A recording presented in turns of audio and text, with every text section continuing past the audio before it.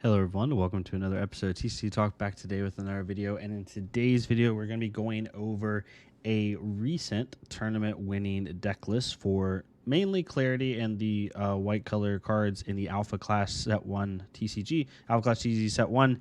Kind of talk about a deck that has used some of the cards we spoke about yesterday, and just show you what like a high quality deck in the white color looks like, with some splash of green, and just kind of hopefully give you a good baseline to help start building your decks as we go through it. So if you like this type of content, please leave a like, comment, and subscribe. If you're new to the channel, welcome. Thank you so much for joining. If you're a long-standing member, thank you all so much as well. Feel free to check out the Patreon and the Discord down below for access to a great Flesh and Blood as well as Alpha Clash community, and we'll get right into it. Yeah, so what I'm going to be doing is I'm going to be doing like a set review for each color, and then give you a deck tech the next day to like go with that color. So the only exception will be black, because I've technically already done a set review for black, so that deck tech will kind of be by itself, but I'll say that for the end, honestly. So what I wanted to do here is, this is a player called Dagon White, which if you come from the Flesh and Blood community, you probably know who Dagon is. Karachi for one. Dagon's a very talented Flesh and Blood player who also has taken up an extreme interest in Alpha Clash TCG, and Dagon's a very good player. Dagon is mainly known for his control style gameplay, I would say. I'm pretty sure he like Oldheim's his favorite deck in Flesh and Blood, and I think he kind of took some of those play styles and those elements into his Alpha Clash play. So I asked Dagon before doing this video if it was okay if I featured his deck list. I'll tag him. I'll tag his Twitter down below as well. Please go follow him. He was kind enough to let me share it, because I don't like just ripping decks from people unless it's like, you know, doing deck techs on, unless they're okay with it, or if they want to be present. But he said it was okay to do it, so we're going to go into it. So the Rome Games, and I'll tag all their stuff below as well, had a recent 1K tournament for Alpha Clash, basically the same week it released or a week after. So everyone's still getting used to the decks, used to the cards. The tournament was really cool. I'll actually link the tournament down below. You can go back and see it. They streamed it, and it was really cool watching that tournament, because it shows like people are still, even though they know their deck to a good amount, people are still like learning the interactions, learning the game, and it's a really like unique experience in competitive card games. So I highly encourage you to go watch it. But he ended up winning on Clarity, which is headed by some of the white cards that we talked about yesterday. And he ended up doing green-white Clarity. Now, from what I'm seeing, most Clarity decks or decks that start with the white color cards are usually splashing into green or red, I think, are the top two that you're seeing. Clarity has a lot of synergy with a couple different types of cards. She has a lot of synergy, obviously, with Alpha Hunter cards, a little bit with even with black, but her main synergy is with other Alpha cards. She uses cards like Grand Park Chicago to be able to give both Alpha and Rogue Clash cards 2 defense, which is really good for her. And most of the time, the reason people play Clarity is because Clarity is the ultimate, like, in my opinion, competitive card game player deck, because it's all about opting, right? Her first ability says at the beginning of your draw step, you may look at the top 2 cards of your deck, then put any number of them at the bottom of your deck and rest at the top of any order. So you're basically able to pick your draw of the top 2, which is super powerful, right? And then late game, it says once per turn during your primary phase, you may look at the top 3 cards of your deck. If you do, put them back at the top of your deck in any order, then draw 1 card. So once she gets below 10 health, she's basically being to pick 2 of her draws per turn. Really, really powerful. When you combine that with cards like Clarify, with cards like Clarify here, you can combine it with Clarity for Seeing Fate, like these really high, powerful cards, you start to be able to basically cycle through your deck until you pick your power cards. It as Dagon says in a podcast that he was featured on, he likes the fact that Clarity has the toolbox to be able to basically get himself out of any situation as long as he plays his cards right, no pun intended. So going into this, there's a couple different things. I won't go like card by card, because I'm not the main pile of this deck. I'm just going off observation. Grand Park Chicago is a home run in the deck. It's one of the biggest winners. It says Alpha and Rogue Clash cards get +0, +2, so +2 defense.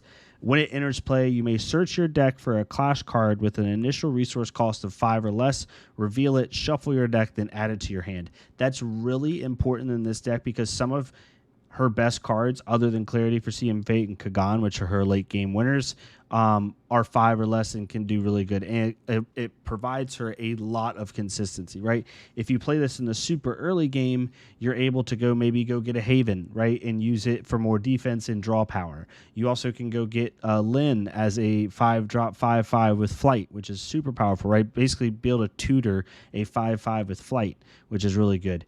You can go get Magnate the Tyrant, which has flight. Also says you send target accessory to the Oblivion. If you do, then all alpha class cards you control get +1/+0 for the end of turn.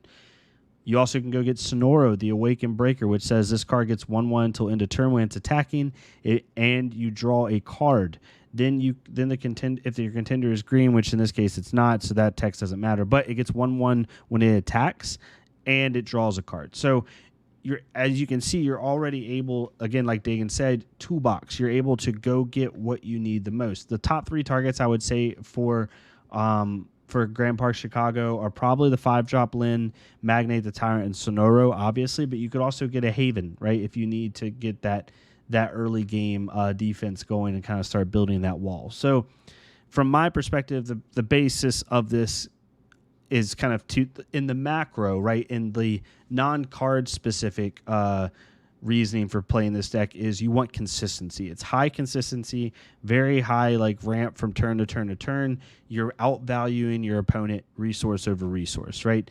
What it also allows you to do is a lot of flexibility in the deck. There's so much there's so much like stacking of your deck. You're able to know what you're going to draw, when you're going to draw it, and you're able to pick your power pieces when you need them, right? From a throughout the game perspective, like actually turn by turn, early game, you're trying to establish consistent board state and outvalue your opponent through the Havens, being able to have these 1/2 blockers that both allow you to draw cards, which is really, really good.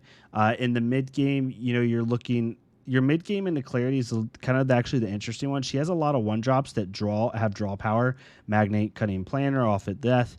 Both Havens draw you a card, right? You have a 2/1 Sonoro 1-drop, which is really slightly above value. You have a 2/1 Flight 2-drop. You have all these early game cards that just give you that little bit more ounce of value than your opponent normally would get. And then what you're trying to do is set up for a late game with cards like Sonoro, the Awakened Breaker, which allows you to attack for 5/4 and draw a card. Clarity for Seeing Fate's huge. And it's another reason why you want to go green-white or red-white with Clarity, because Clarity for Seeing Fate's ability is alpha. You get to pick one of these when it enters the field. Alpha class cards you control get 2/0 until end of turn, or rogue class cards you control get 2/0 to end of turn. And with a deck like this, where every single card is either an alpha or a rogue card, you never feel bad about picking one, right? And then it says once during your primary phase, you may look at the top 2 cards of your deck. If you do, add one of them to your hand and put one of them at the bottom of your deck. The reason this is so insanely powerful, especially in the late game, is you're able to draw a card off of this essentially, because you pick a card from the top of your deck and put it in your hand. You're able to draw a card from Clarity's you get to pick your draw from Clarity's first ability, and then you get to draw an additional card from Clarity's second ability with under 10 life. So if you're under 10 life and you play Clarity for Seeing Fate, that turn you get to pick 3 of your draws, which is insanely powerful, right? And on top of that, she can boost all of your attacks. And when you combine her with a Kagan, if you play a Kagan one turn, you banish or you target a clash card, send it to Oblivion. Then you play a Clarity for Seeing Fate, give Kagan +2/+0. Now you have a 7/5 flight and a 4/5 hitting pretty hard, right? On top of being able to draw a specific card. And the good thing about Clarity for Seeing Fate is it says you may look at the top 2 cards of your deck. If you do, add one of them to your hand. It doesn't specify 5 or less or whatever. You get to pick. So it's super, super nice. So yeah, this deck for the most part is trying to outvalue the opponent in the early game through heavy defense and very heavy draw power, and then the late game using cards like Clarity for Seeing Fate and Kagan the Dragon. From a big picture perspective, you basically get to pick your draws and flexibility through cards like Clarify, cards like Grand Park Chicago, Clarity's ability, all these things, right? Then you look at the side deck. Ancient Protection, I'm assuming, is just to be able to have accessory hate. If you play against a Moxie or against somebody with really powerful accessories, being able to make sure you send one to the grave is really nice. Same thing. It's all accessory hate, basically. maybe the Moxie matchup, even though Moxie is a little bit weaker right now, or even the mirror, depending on what they're running, is really, really good. They also have Magnate's Trap, which says send target attacking clash card with initial resource cost of 2 or less to the Oblivion. That controller discards 1 card. This is really good against Torque, right? Being able to send Diabolical to the Oblivion and get rid of it before they can do their combo is really, really important. And then again, same thing here. You may send target accessory to the Oblivion. All of his sideboard is basically accessory hate for the most part. And then it's really there to combat the Torque matchup as well.